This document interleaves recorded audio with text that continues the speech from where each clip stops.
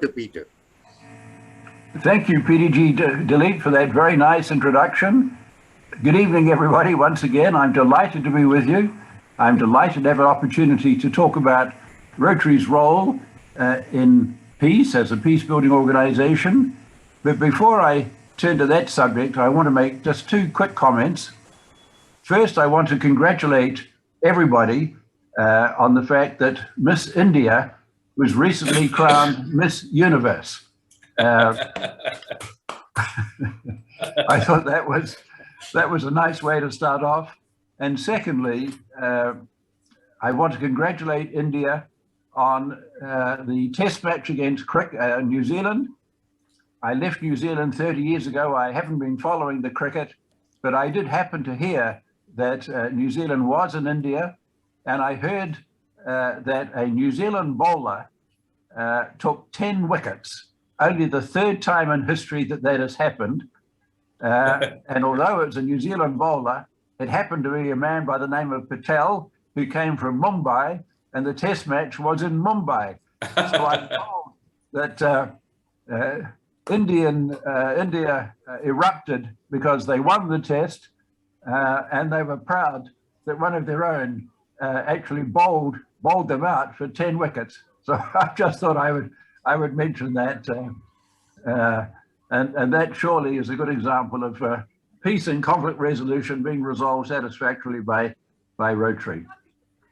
So again, lovely to be with you. I've been very heavily involved in promoting Rotary's peace building agenda for a long time. I think Rotarians have not only the capability, but the responsibility to do what we can in our respective communities to help overcome partisan divide and the conflict that we see all around the world. So I think this is a very important topic, and I'm glad, CM, that you and your colleagues have chosen to include peace building as the topic for today. So let me go straight into it. As we all know, Rotary started in Chicago in 1905. Started fairly slowly. By 1910, there were only 16 clubs in Rotary. The focus was very much on service, but the overriding international objective at that time was the possibility that war might break out in Europe. The forces of nationalism had been getting stronger and stronger. And as you know, in 1914, England and Germany declared war on each other. It's often known as the Great War, but it was a terrible war. A lot of destruction, a lot of deaths. When the war finally ended in 1918, the focus of Rotary became what can Rotary do to ensure that the world never sees an event of that terrible nature? Various committees were held, meetings took place, and in 1921, at the Rotary International Convention in Edinburgh, Rotarians adopted a resolution calling for Rotarians to advance international understanding, goodwill, and peace. And those words, international understanding, goodwill, and peace, have since been enshrined in the official object of Rotary. And of course, they are the foundation of all the good work we do as part of the Rotary Foundation. Rotary continued to grow very rapidly in the 20s and 30s.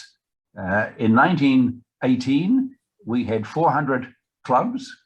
In 1921, club number 1000 was chartered, the Rotary Club of York in the United Kingdom. 4 years later, we doubled a number to 2000.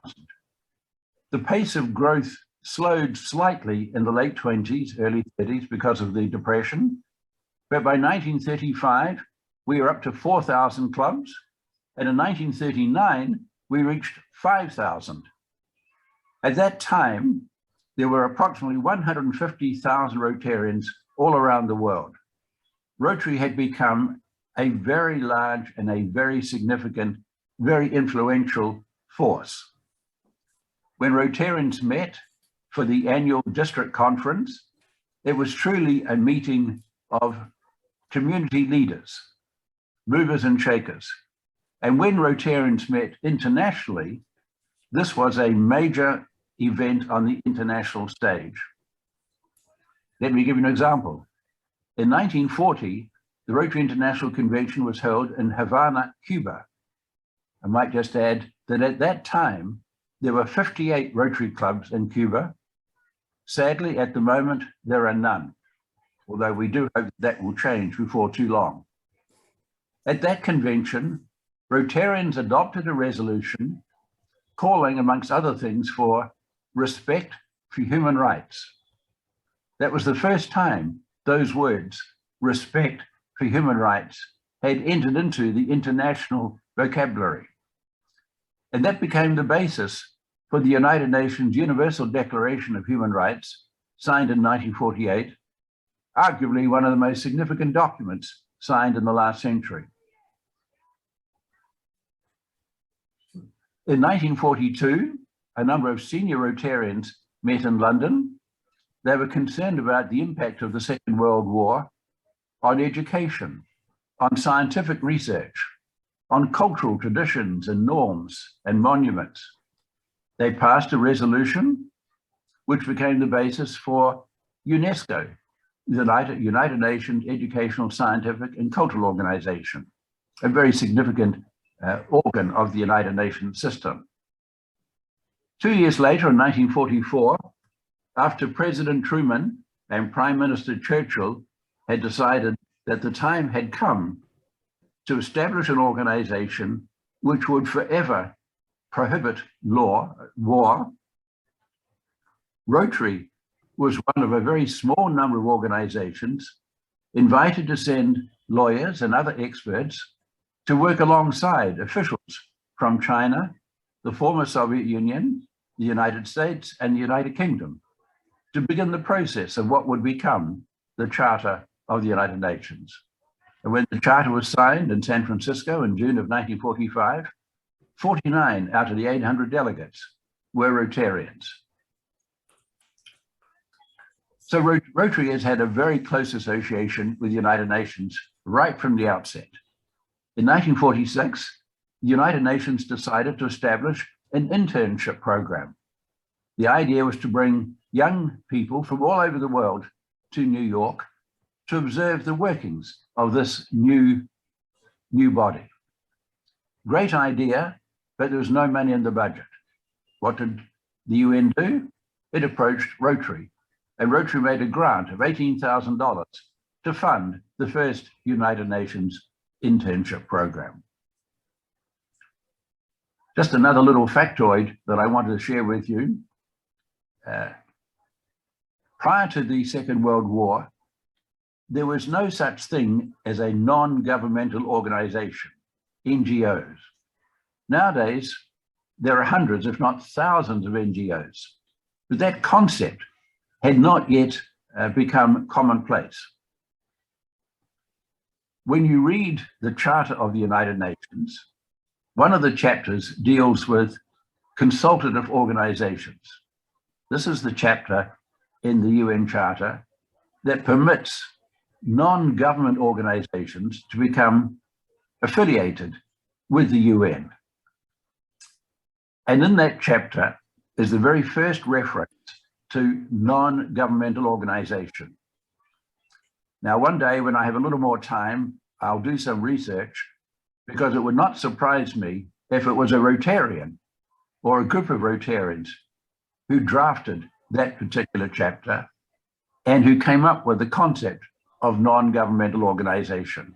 And I think it'd be rather nice if Rotary could claim that we invented the term non-governmental organization. Certainly, the first two organizations to be granted consultative status with the UN were, firstly, Rotary, and secondly, the Red Cross. So again, a long and proud association with the United Nations. In the 1950s and 60s and into the 70s, the relationship between Rotary and the UN really went into abeyance. This was the time of the Cold War. But in the mid-80s, Rotary reconnected with the UN when we decided to embark upon the Global Polio Eradication Initiative. And as you know, we partnered with UNICEF, the United Nations International Children's Emergency Fund, with the World Health Organization, which of course is a key organ of the UN system, with the Center for Disease Control in Atlanta, and a few years later with the Gates Foundation, and more recently with Gavi, the Global Alliance for Vaccines. And that relationship with the UN organs in particular has just been so strong and so important to the battle to eradicate polio. The money that Rotarians raise each year through voluntary contributions is channeled through UNICEF to support laboratory work, testing work, surveillance, and all the other activities that go into the battle to eradicate polio. So a very close relationship in particular with UNICEF and with WHO. Rotarians serve on many polio-related committees. We are very much a key partner to the polio initiative. In the late 1980s, Rotarians increasingly were reaching out to different organs of the UN, to UNESCO, to UNICEF, to the United Nations High Commissioner for Refugees, to the UN Environment Programme, the UN Committee on Women. So in 1990, the board decided to establish the Rotary Representative Network. I suspect this is something that most of you have never heard of. This is the committee within Rotary that oversees Rotary's relationships with the United Nations and other international organizations. And as PDG Dilip said in his introduction, I had the good fortune to chair the Rotary Representative Network for 2 years. There are some 16 organizations currently in the network. I've mentioned some of them: UNESCO, UNICEF, UNHCR. Also included are the World Bank, the Asian Development Bank, the African Development Bank, the European Union, the Commonwealth of Nations, the Arab League, the African Union. And Rotary has appointed ambassadors with a small a, Rotary representatives, in each of the cities in which those organizations are based. So we have 2 representatives in Rome, with FAO and IFAD and the World Food Programme, 2 in Paris, associated with UNESCO, 3 in Geneva, the European headquarters of the United Nations, 2 in London with the Commonwealth Secretariat. We have 6 in New York, attached to the General Assembly itself, the headquarters of the United Nations, 4 in Washington, DC, the World Bank, the Organization for American States, and other representatives around the Rotary world, in Manila, in Abidjan, in Cairo, in Addis Ababa, and in Nairobi. Initially, the focus of these of the network was to support the annual Rotary Day at the United Nations. This is an event that's been going on for the last 20 plus years. In the past, the Rotary Day at the UN has always been held in the first weekend of November in New York.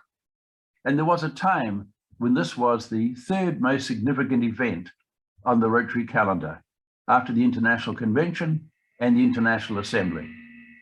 Typically, the Rotary International Board would meet in New York, either just before or just after the Rotary Day. 4 years ago rather, the Rotary Day at the UN was held in Geneva at the European headquarters of the United Nations. 3 years ago, it was held in Nairobi, which is where the African headquarters of the United Nations is based. I had the good fortune to be part of the planning team for that event, and I went down there and discovered that the United Nations Environment Programme, which is the environmental arm of the United Nations, is headquartered in Nairobi. So I asked to meet with representatives of the UNEP. 5 young people came into the room, all environmental activist-looking people. Unbeknown to us, the team leader was a Rotary Peace Fellow from New Zealand. Doesn't get much better than that. One of the other members of the team was a Rotary Ambassadorial Scholar. A third person was the president of one of the local Rotary clubs. And they came with a list of 25 projects, environmental projects, which they thought might be of interest to clubs and districts around the Rotary world. That led to a meeting between President Barry Rassin, RI president at the time, and the chief executive of the UNEP, which led to a meeting between John Hugo, the chief executive of Rotary, and senior officials of UNEP. And that in turn led to a decision to establish a consortium to publish an environmental handbook. This is a publication that was the result of a collaboration between the staff in Evanston, the staff of the UN Environment Programme, and Rotary's Environmental Sustainable Rotary Action Group. It was distributed in Hamburg at the International Convention 3 years ago. It's a very practical document. It contains all sorts of information on how to identify potential environmental projects, how to implement them, how to monitor, how to evaluate the program, the projects. You can download it from the Rotary website, and I encourage you to do so. It's a very professional publication. And we are hopeful of issuing handbooks for each of the other areas of focus over the next few years. In addition to the Rotary Day at the UN, we've had Rotary Days at the World Bank, at the White House, at UNESCO. Last year in November, we had a Rotary Day at the European Union to acknowledge the contributions which the member states of the European Union have made to polio. And there'll be other Rotary Days in the pipeline. It's a very significant way in which Rotary can promote its profile. Initially, as I said, the focus was on Rotary Days, but more recently, it's more of a two-way relationship. Not only can we contribute to the work of those organizations, but we can learn from their experience. We can learn how UNESCO carries out community assessments. We can learn how UNESCO evaluates projects. So it's very much a two-way street. We have some 30 Rotary representatives. They are appointed by the RI president, and they are normally people who have had considerable experience in the field of international development, law or diplomacy. We have some very highly qualified Rotarians who've worked in those areas, and it was a privilege for me to be associated with the group and to chair the group as the Dean for several years. In addition to our work with the United Nations, we are heavily involved in many other peace-oriented activities. In the late 1990s, with a view to celebrating the 50th anniversary of the passing of our founder, Paul Harris, we embarked upon a program to develop Rotary Peace Centres. This initiative was chaired by past RI President Raja Sabu, who is, I'm sure, well known to all of you. He did a fabulous job of getting this initiative off the ground. In 2002, the first cohort of students entered into the Rotary Peace Centres. We established partnerships with 6 universities around the world, each of which was renowned for the quality of its peace and conflict resolution curriculum. Over the years, we have now over 1,600 graduates from this program. We established a short-term program about 10 years ago based in Chulalongkorn University in Bangkok, Thailand. Last year, the board decided to establish another short-term program at Makerere University in Kampala, Uganda. The centre opened earlier this year. It's been extremely successful. The African Rotarians are just so proud of having a peace center on the African continent. They have raised a large amount of money, so the center is fully funded, at least for several years, and I think it will continue to be fully funded for the foreseeable future. Recently, Rotary received a very large gift, $15.5 million from a foundation in the United States to fund a third Rotary Peace Center somewhere in North Africa and the Middle East. We don't yet know where that is going to be. Work is progressing. I know that I was on a committee 3 years ago to look at Rotary Peace Center venues around the world. This is a very exciting initiative. The Middle East, of course, is a challenging area in which to operate, but I'm confident that the planning committee will come up with a recommendation probably before the end of this Rotary year. It'll be a year or so before, or several years before the next center is established. It takes quite some time to get these off the ground. And the trustees are anxious to have a fourth short-term professional certificate in place by 2030. So a very strong commitment by Rotary to promoting peace building activities. I'm sure you're familiar with Rotary Peace Fellows. There have been many Rotary Peace Fellows from India. They've almost all, I think, have served with distinction. They are involved in many conflict areas around the world. Some are in academia, some are working for governments. There are many in the United Nations. There are 9 Peace Fellows in the World Bank where I used to work. I've long felt that after we've eradicated polio, and notwithstanding the recent setback, we will eradicate polio. But after that, I believe the Rotary Peace Center program may well prove to be Rotary legacy. What these Peace Fellows are doing around the world is really just so encouraging, so amazing. Working with refugees, working in all sorts of conflict areas, promoting the dream that the Rotarians had in 1921 when they promoted, they adopted the resolution about advancing international understanding, goodwill, and peace, which this year we celebrate the 100th anniversary. And of course, the great thing about the Rotary Peace Center program is that it is fully funded. There is no cost to clubs or districts. We have raised around $175 million, of which about 60% is cash. The rest is in the form of legacies and pledges. So it's really been a phenomenally successful program, and I encourage you to support it as best you can. In 2010, we started work on Future Vision, a new direction for the Rotary Foundation. We developed 6 areas of focus, of which, of course, peace and conflict resolution is one of them. We've also now got environment as an area of focus.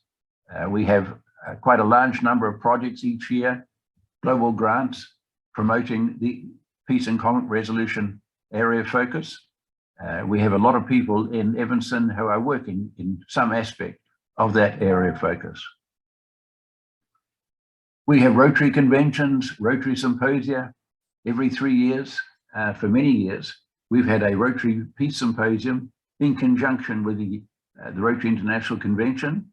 We brought 50 or 60 Peace Fellows to that venue. It's a chance for them to meet, to network, exchange ideas, share experiences, and for Rotarians to meet the Rotary Peace Fellows, the objects of their generosity. That's always been a very exciting dimension. I've had the good fortune to chair or co-chair several of those events. And I have to tell you that to be in a room with 50 Rotary Peace Fellows, it is just so dynamic, so positive. There's so much enthusiasm and passion. Every year, the number of applicants increases. The quality is very high. The competition is very tough, but we're getting some of the best of the best. And we as Rotarians should be very proud of the quality of the Rotary Peace Fellows and the contribution which they are making all around the world. Some 10 years ago, a number of Rotarians established the Rotary Action Group for Peace. We have around 30 Rotary Action Groups focusing on different aspects. I'm sure you're familiar with action groups. The Peace Group has been very active. They're developing chapters in other parts of the world. And these are people who have a particular interest in peace and conflict resolution. In addition, we have every year a number of peace conferences. We've had presidential peace conferences. We have a big one coming up in Birmingham, Alabama in 2023. So peace has been an important part of the evolution of Rotary since we began. Peace is very much in our DNA. I've long felt that Rotarians have not only the capability, but the responsibility to do what we can individually to help promote peace, to develop peaceful relations within communities. In many parts of the world, we've become very partisan and very divided, and we need to try and overcome some of this partisanship. I've been heavily involved in zones 33 and 34, my two zones, which is the eastern seaboard of the United States from Pennsylvania down through Florida, the whole of the Caribbean and several countries in South America, promoting what I call youth and peace in action, building community peace builders. We have partnered with several hundred Interact clubs. We have around 6,000 Interact students at the moment going through a peace curriculum process. It involves 15 out of the 31 districts in my two zones. I'm very proud of this initiative. I think it's an exciting development. I think we have to start with young people, people of my age. We've become a little cynical, perhaps a little skeptical. We don't have the energy and the enthusiasm. We don't have the technical ability. So we need to start with young people. That's where the future is. And I'm excited about this initiative. Rotarians often ask, what can I, as an individual Rotarian, do to promote peace? Well, some years ago, Rotary developed a partnership with the Institute for Economics and Peace, which is a private foundation run by an Australian by the name of Steve Killalea. He's the Australian equivalent of Bill Gates, a very wealthy man who decided after some time to devote his fortune to researching and promoting the economic cost of war. He developed the Global Peace Index, which is an index which measures the peaceability of nations. It's been in existence now for 12 years.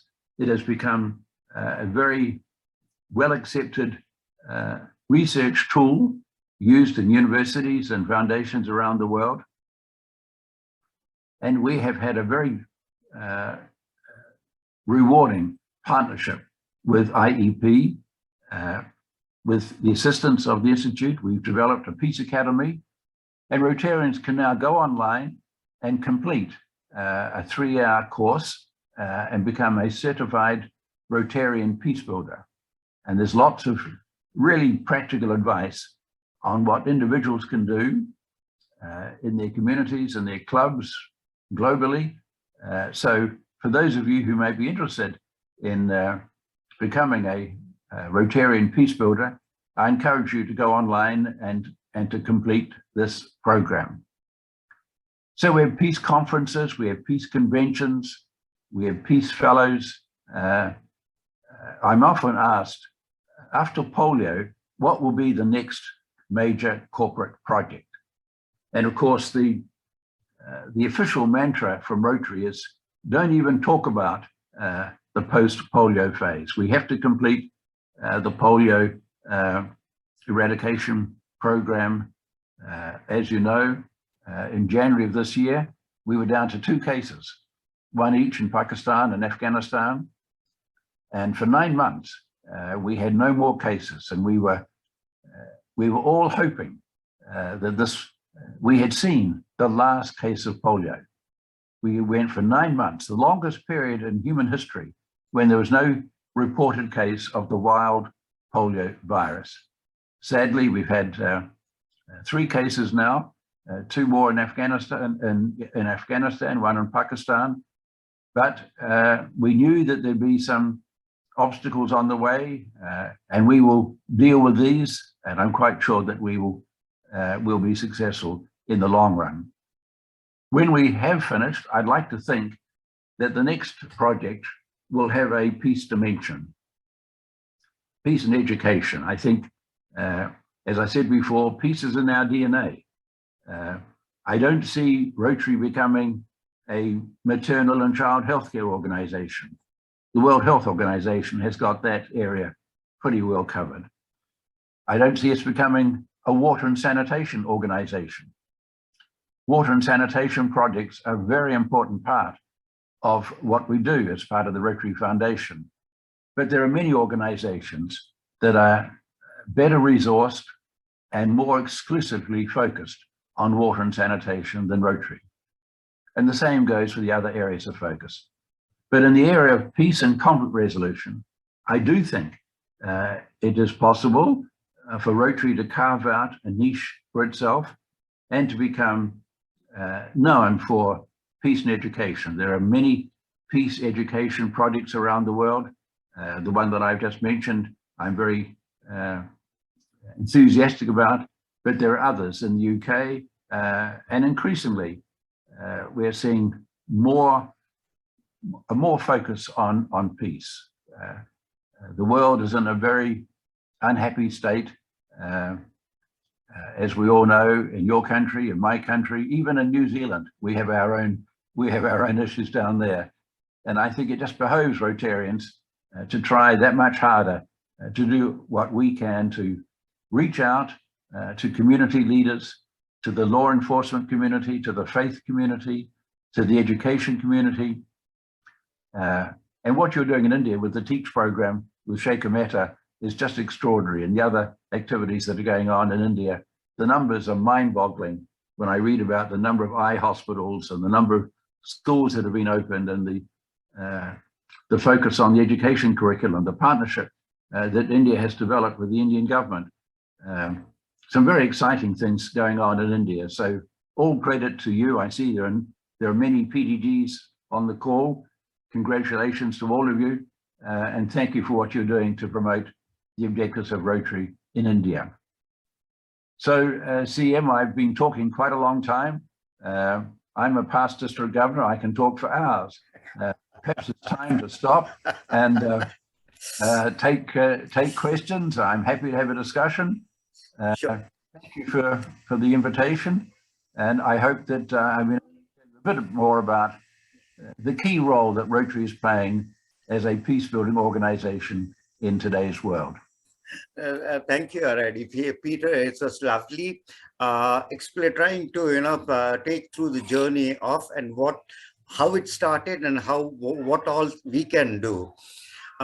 We have certain questions. PDG Rajiv Sharma is the moderator. Rajiv, could you just pick up these questions? Yeah, good evening. Good evening, everyone. Good evening, Peter.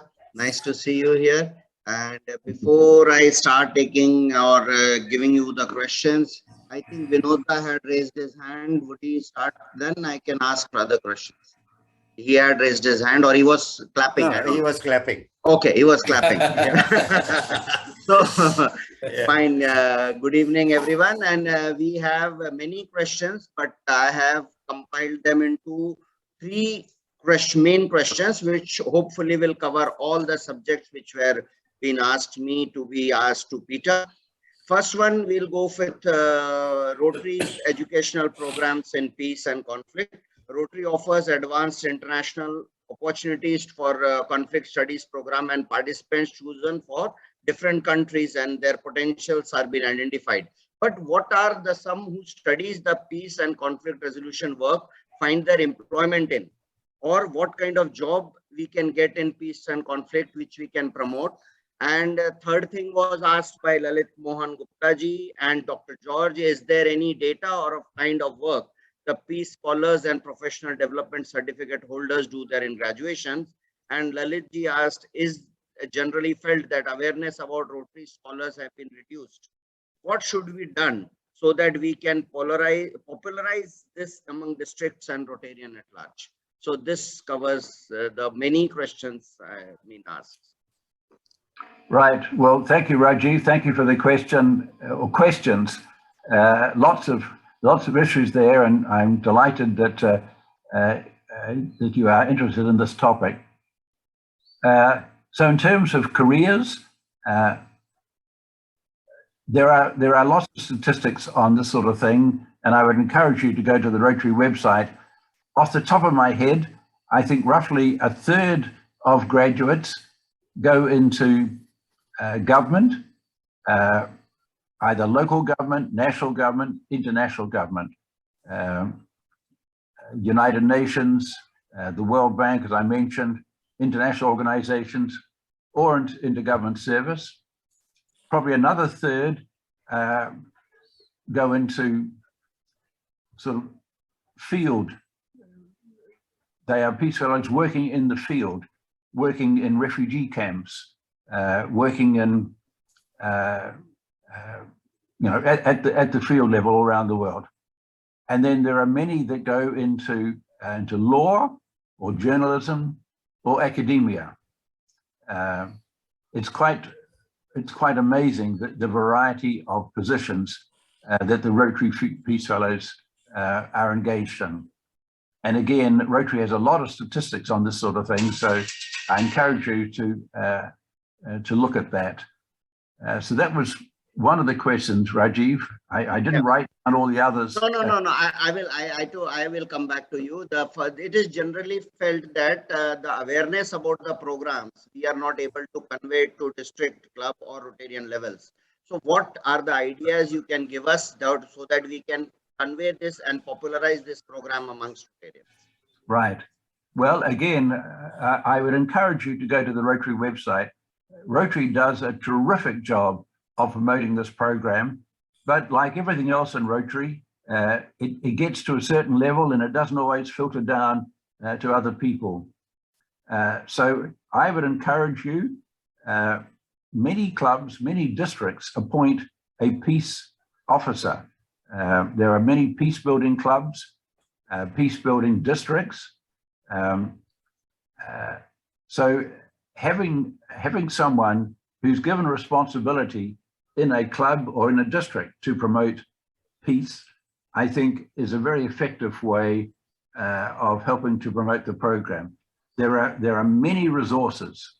Over the last 10 years, the quality and the quantity of training materials, marketing materials, resources available to Rotarians in every aspect has improved dramatically. There are brochures, there are flyers, there are statistics, but it really just requires someone whose life's purpose for 1 year or 2 years or 3 years is to promote the program. And I know, because I was in India early last year at the 100th anniversary of the Calcutta Club, and I had an opportunity to present during that celebration. There are a number of senior Rotarians, and I can't think of their names, who are very actively involved in supporting the Rotary Peace Centre program. I'll try and track them down, but they have the information. There's no doubt in my mind that there must be hundreds of highly qualified young Indian students who would be excellent ambassadors for India for the program as Rotary Peace Fellows. I know that there are many. The Red Dot program, which is run by a lady dealing with domestic abuse, an outstanding ambassador for India's for Rotary in India. And I'm sorry, I just don't have the names and the statistics at my fingertips, but I know that there's so, okay. Okay, so these things comes at the educational level and promotion of awareness about peace and resolving and providing educational expertise to this. What active role India or a Rotarian can play or a Rotary International can play in conflict resolution of in conflict zones like Afghanistan maybe, or two countries having disputes? So what are the active roles Rotary International as an institution or Rotarians can play into this? Well, I think the main role that Rotary can play is the humanitarian role. We're not a political organization. We're not resourced to deal at the levels of government with politicians. But I think at the humanitarian level, we certainly can and must play a very active role. Some 3 or 4 years ago, I went to the UNESCO headquarters in Paris, and they rolled out the red carpet for me. And I said, why are you doing this? I'm not used to red carpeted treatment, although I could become very used to it over time. And they said, we regard Rotary as one of the world's leading civil society organizations. Think about that. This is UNESCO, a very large organization. Hundreds of NGOs are affiliated with UNESCO, and yet Rotary is regarded as one of the top civil society organizations. And I've heard that from UNICEF, from the World Bank, from other sources. We have a tremendous brand. We are financially very sound. We've been going for a long time. We have 1.2 million members. We have a lot to offer. Our main attribute really is in advocacy. We can deal at the highest levels of government. President Sheikha, a few days ago, was in Bahrain, meeting with the Prime Minister of Bahrain. And I was talking with Sheikha yesterday. He's very hopeful that Rotary will increase its presence in the Middle East, in Saudi Arabia, where we have no Rotary presence, and other parts of the Middle East. Sheikha, a few months ago, was in Africa, having meetings with the president of Kenya, the president of Nigeria. It's extraordinary that a Rotary International president is able to have an audience with 6 presidents, various prime ministers. We are incredibly well regarded. We are well regarded because we are independent.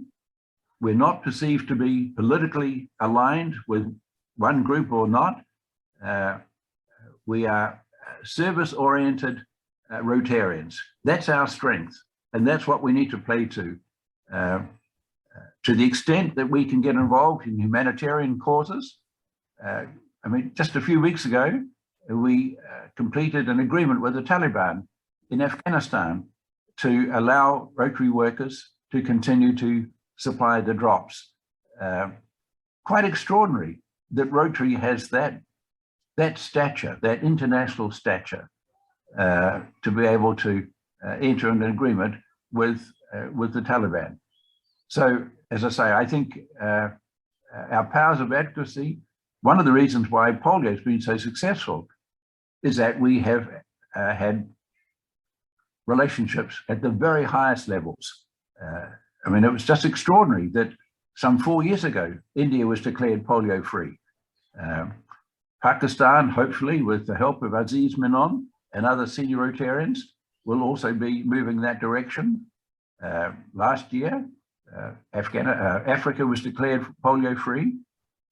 And that is in no small measure because of the advocacy which senior Rotarians have been able to participate in.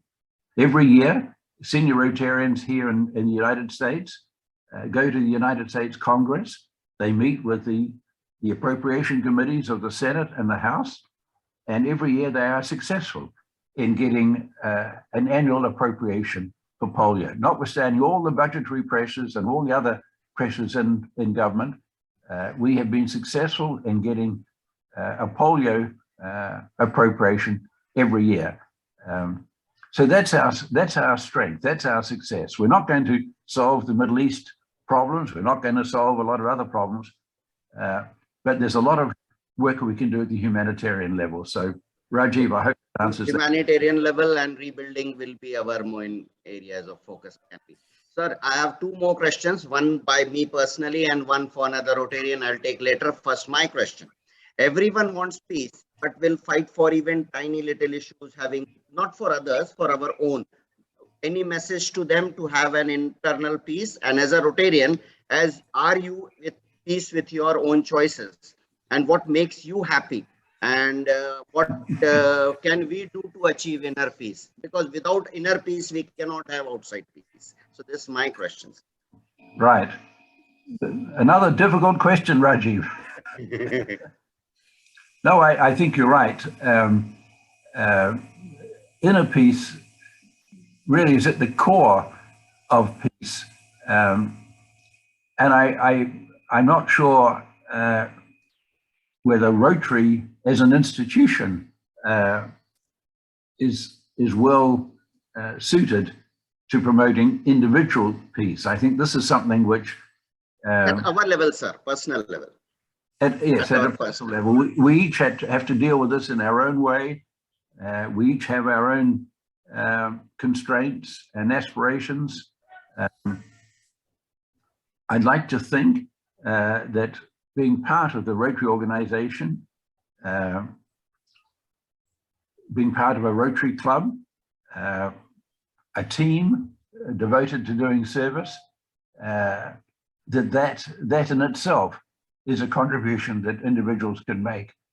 But beyond that, we do need to be, we need to strive to be more at peace with each other, to be more respectful. That's why I'm very keen to promote the peace initiative in my zones with young people. We need to get to them before they become too cynical and too skeptical and too prejudiced. They need to become a lot more aware of differences, be respectful, be tolerant, be patient. These qualities are so necessary and so much under stress. So I think anything that Rotary can do, and I think in different parts of the world, Rotarians are very concerned about this and are struggling to find ways that they can contribute to make societies a little less prone to conflict. So a long-winded answer, and I probably haven't answered the question very satisfactorily, Rajiv, but that's the best I can do on the spur of the moment.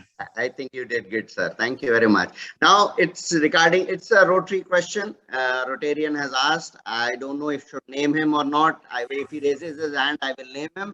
But he has asked a very difficult question again. World peace, we talk about world peace, we talk about conflict resolutions and universal brotherhood. But why it's not included in our Rotary districts? Why shouldn't RI board stop politicians or in Rotary creating divides in district on regional lines? That's his question. Well, another difficult question, and how can I answer this diplomatically? As you all know, don't want to answer, don't answer. You have to have peace, sir. Well, I mean, I'm well aware that elections in India for Rotary positions, for district governor, for director, and so on, are often quite contentious. There are many disputes. I think it's part of your cultural makeup. I think there's a perception that senior Rotary positions have more influence and more power than perhaps they really do. uh, uh, I'm trying to be as careful and as diplomatic as I can, because there are a lot of past district governors on the line. I can see them all. You're all aware of Me too, sir. these issues, and there are issues as we speak with zones 4 and zone 6. We're struggling with these issues. I don't know that there's any answer to some extent. We rely on guidance of senior Rotarians, Raja Sabu, Kalyan Banerjee, Shekhar Mehta, Ravi Ravindran, past presidents. We rely on them to set the tone and provide guidance. But people are people, politics is politics, and people will always seek positions of influence and responsibility if they can. I'd like to think that over time we'll find ways to avoid the somewhat toxic polarization that many countries are facing. And that's why, as I said before, I think Rotarians, because of their background, because of the focus on service, are better placed than most other organizations to reach out to civic leaders, to promote more peaceful communities, and to reach out to the leaders in schools and churches, in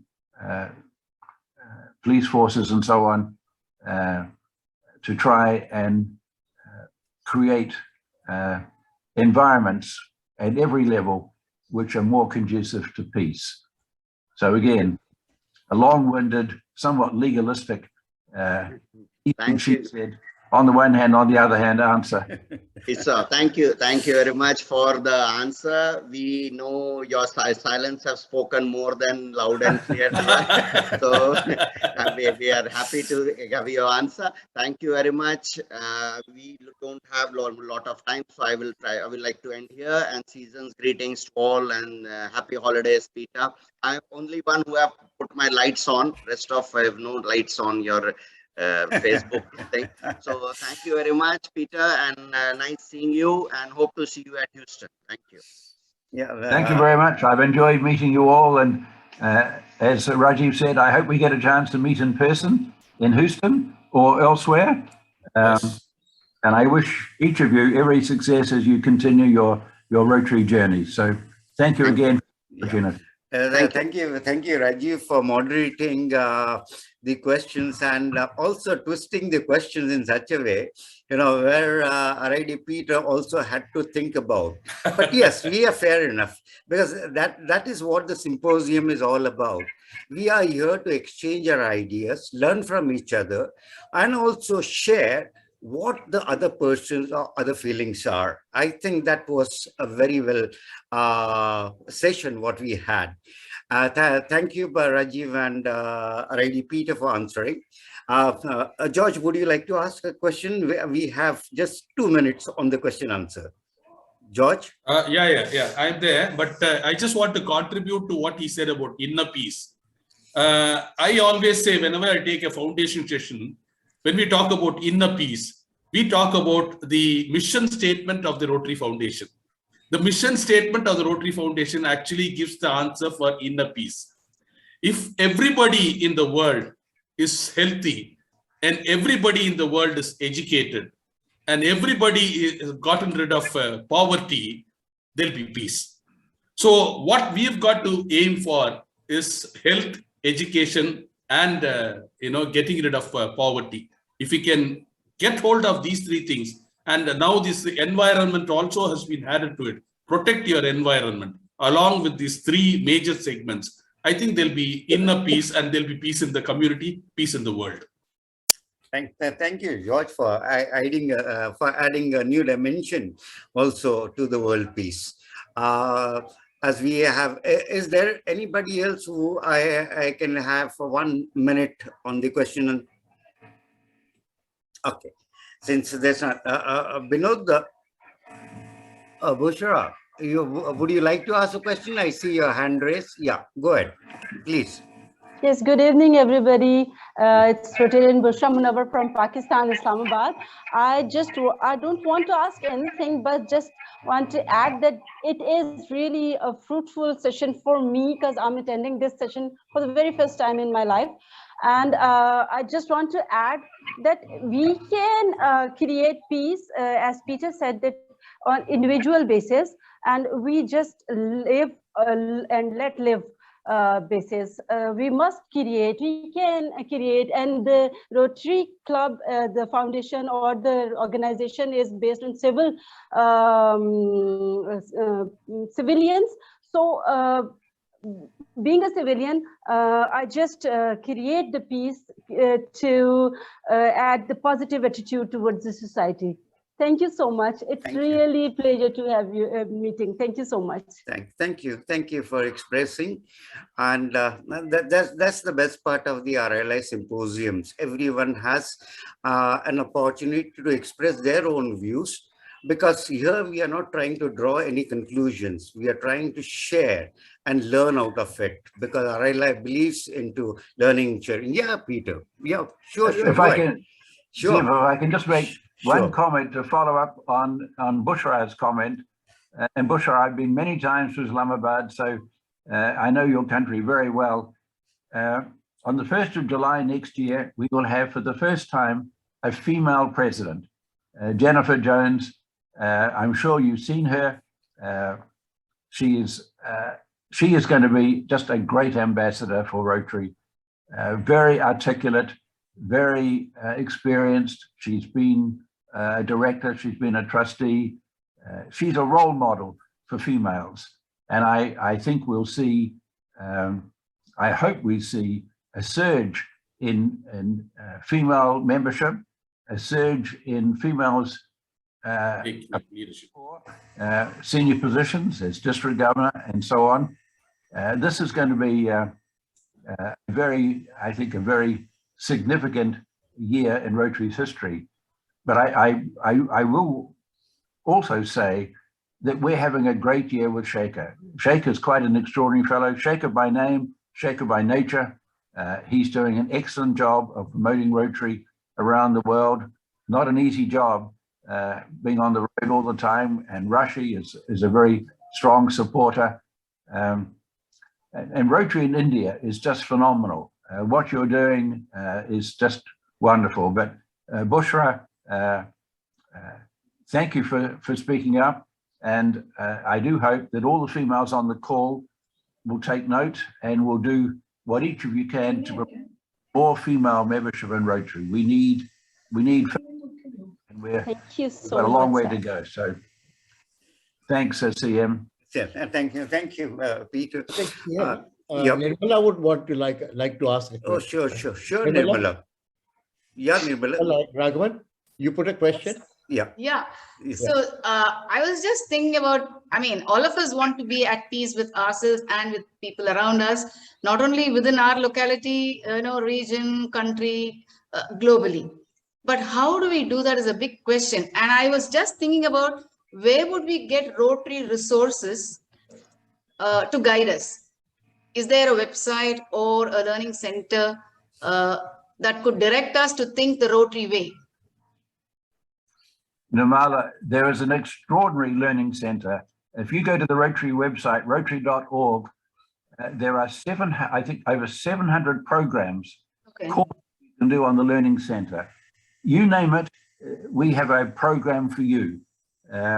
Whether it's to be district governor, whether it's to be RRFC, Rotary ARPIC, the information, the resources available to Rotarians are really quite extraordinary. The Rotary website is not that easy to navigate around. We all complain a bit about access, but if you persevere, you will find there's an enormous amount of information. And I might just tell you, in case you don't know, Rotary has a regional office in Delhi. So you can contact the Delhi office and get information directly from them. It's a very big office. They have all the material that you need. So I encourage you to go online to the Learning Center and to contact the office in Delhi. Thank you so much, Peter. Thank you. Thank Sir, you. can I ask you a question? Sure. Sir, in the Learning Center, I have almost finished most of the, courses, but I'd like to know whether you have a course where you really train us how to, do a global grant, how to fill in the form, what are the most important points that you have to do, because I go to a lot of foundation seminars, this, that, but still the knowledge is vague, you see. You don't know how to fill up the form. I think you should give us practical knowledge as how to really do a global grant. That will be really useful for us, actually, I feel. Usha, Right. you can contact George or me, and we'll help you. No, I'm telling in general, sir.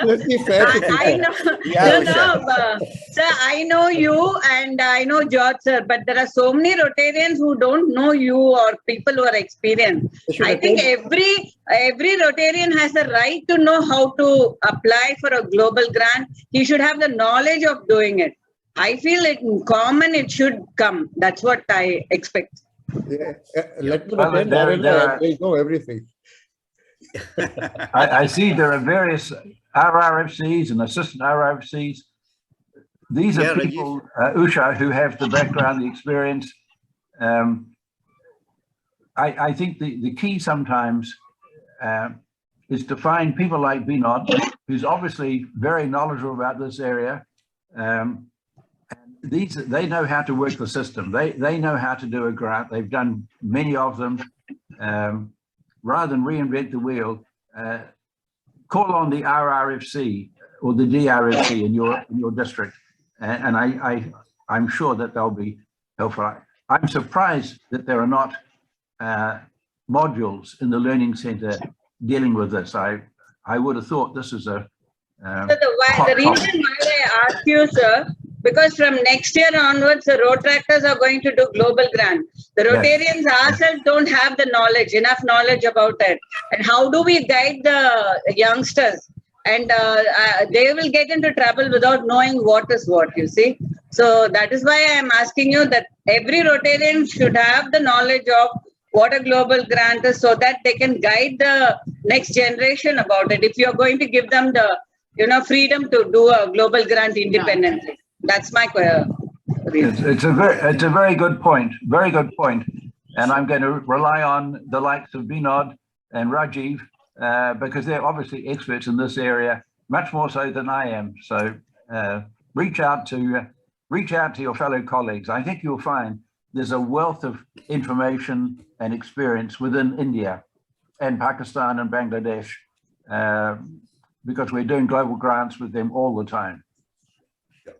Yeah, Usha, we have expertise out here in the RLIs also, and they are Rotarians and they are always helpful. Okay, so that's the way we can have a separate session on this sometime. Okay, I will make it a point to organize one where we can. Okay, I will invite the concerned people and we will have a separate session only on global grants. Okay. Thank you. How to apply for this? Yeah. We will do a learning session. We'll do a learning session. Okay. Okay. Thank you so much. I will keep a separate slot for it.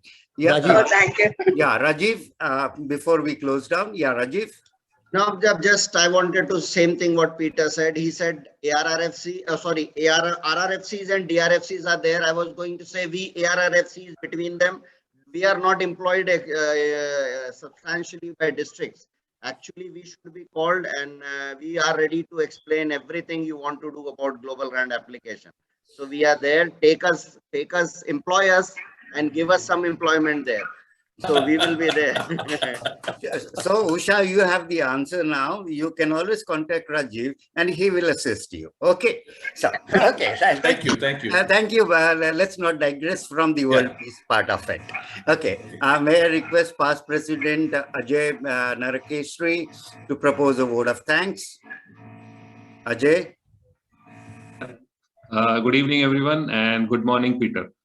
Rotary does make a difference in the world. Rotary does help in promoting peace in the world. What a wonderful thought. Thank you very much for sharing your thoughts with us, RI Director Peter. It was so nice of you to be with us so early in the morning on what must be a very cold day in Washington. Thank you very much. Thank you very much for your wonderful introduction of the chief guest, PDG Dilipji. Rajivji, thank you very much for moderating the question answer session very efficiently. I would also like to add, Lalit Mohanji, thank you very much for your rendition of the Rotary here. Lastly, thank you all the delegates who are present here for taking part in this symposium and helping make this program a very great success. Thank you all once again. Thank you, Past President Ajay. And with the permission, I would just sum it up. Look forward to January announcement. Another, we have a topic which is again not yet explored into any of the Rotary forums. Okay, so with that, thank you, already Peter, for spending a lovely morning with us. And thank you all the participants for being here. Thank you very much. And we'll be concluding today's symposium. Thank you very much.